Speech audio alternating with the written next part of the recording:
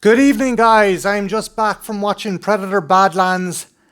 And yeah, it was a hell of a lot of fun. But I could tell you straight off, this movie will not be for everyone. This movie will not be for Predator fans who only liked the 87 classic or a subsequent sequel. This is a big departure for the franchise. I think if you like the Dark Horse comics, if you like the video games, if you like the expanded media, you're going to dig this movie. But if you're solely a fan of the first and even second movie, this isn't going to be for you. This is the third entry for Dan Trachtenberg in the Predator franchise. Obviously, he started with Prey, then he done Killer of Killers, and now he has done Badlands. And his entire motivation for this movie was to make the Predator a protagonist, a hero, so to speak. And that won't work for a lot of people. As I said before, it's a big departure from previous entries in the franchise. Whereas I'm okay with it. I've read the Dark Horse comics. I've seen heroic versions of Predators, such as Dashande, such as Ahab from Fire and Stone, such as Lightstepper. I'm used to that. And sure, we did get a live action interpretation in the form of Scar and AVP, but that's setting the bar very low. But this works because of Demetrius Schuster and the fantastic job by both ADI and Weta Workshop. They have crafted a very indelible Predator. Dec is a runt, essentially. He is an outcast from his clan. He has basically been given a death sentence by his father, and in order to regain his honor, he goes to Jenna, a planet where a legendary creature lives, and he plans on taking out the one creature his father's afraid of in order to restore his honor. And again, Schuster's performance is magnificent. His body language is so good. Along with the makeup, along with the digital effects on the face, there is a range of emotions conveyed. He just gives that much of a good performance. You can tell when Dec is angry, upset, frustrated. It is a great performance. And I think this is the house of cards that is holding up this movie. If it wasn't for Schuster, I think the rest of the movie would definitely fall apart.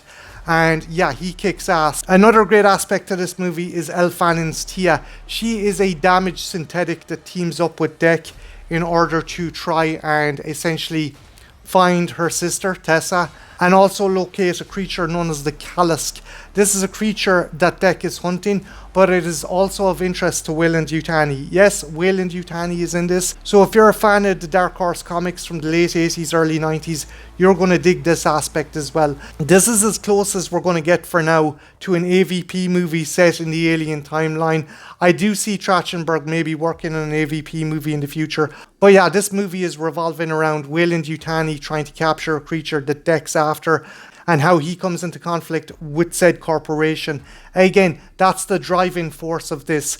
I like that. I thought that worked really well. I like the fact as well that they didn't have to rely on the xenomorph. A lesser director would have slapped the alien in there in some really obnoxious Easter egg. There are subtle references to the xenomorph, as the Callisk has the same designation number of XX at the start of its name, just like the xenomorph is portrayed in current expanded media. If you're a fan of the AVP universe, you're going to dig this. They use the name Yautja. This is the first time the name has officially been used on screen, and it's about fucking time. Steve Perry done an excellent job with those early AVP novels, and I'm glad some form of his language did make it onto screen. They have revamped the Yautja language, and it works for the most part, but I'm just so used to Steve Perry's original basis for the language from those novels. So it kind of irked me a bit. One other praise I gotta give the movie is the action sequences. These are really well choreographed, and they are badass. Now, granted, the movie is essentially PG-13, it's 15s accompanied over here, so we're not getting buckets and buckets of human gore, but we are getting creature gore. We're getting alien gore, we're getting predator gore, we're getting synthetic gore. Yes, Dec knocks 7 shades of shit out of an army of synthetics. Fun fact as well, guys, the actor playing the drone synthetic is Cameron Brown. He's also the suit actor for the alien in Alien Earth. So there's a cool little connection for you. But yeah, by and large, the action sequences are cool. Some of them do go a bit MCU fight scenes, but for the most part, they're still pretty badass. What are the negatives about this movie?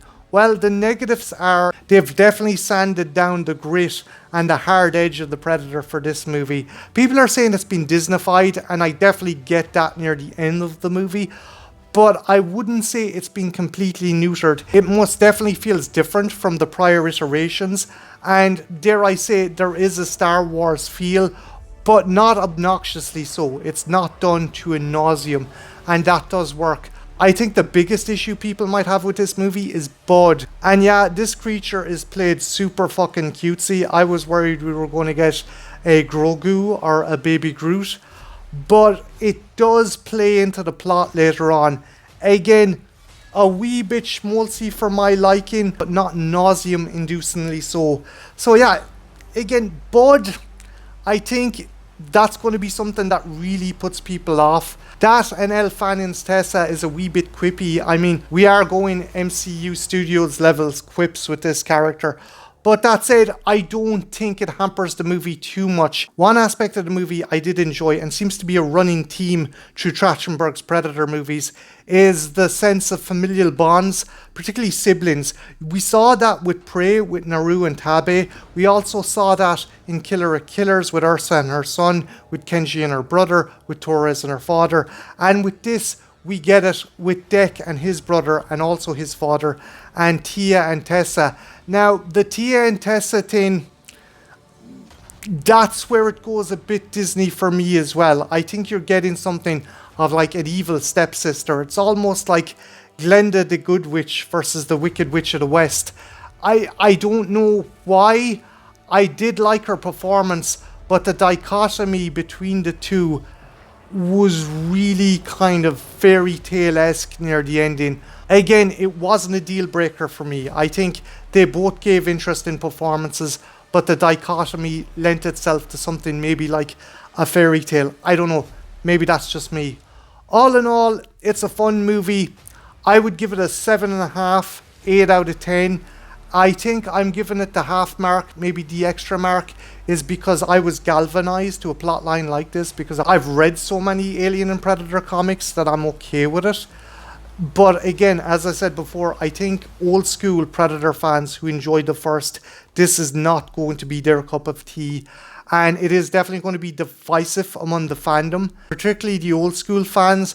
But yeah, if I had to put it anywhere on a tier list, it's definitely below Prey, Predator, Predator 2. It's above the AVP movies and The Predator from 2018. I would put it comfortably next to Predators from 2010. Ironically, another Predator movie set on an alien world.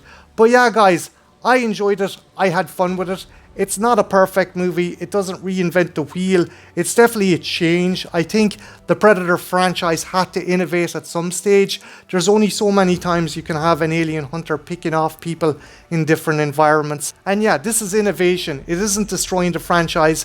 I think it's just reforming it to make it interesting and more diverse for a wider audience. But that's just my opinion. What did you think, guys? Have you seen Predator Badlands? If you have, let me know in the comments below. My name's Martin. This has been the Trash Picture Show. And yeah, have a good one. Take care. Bye now.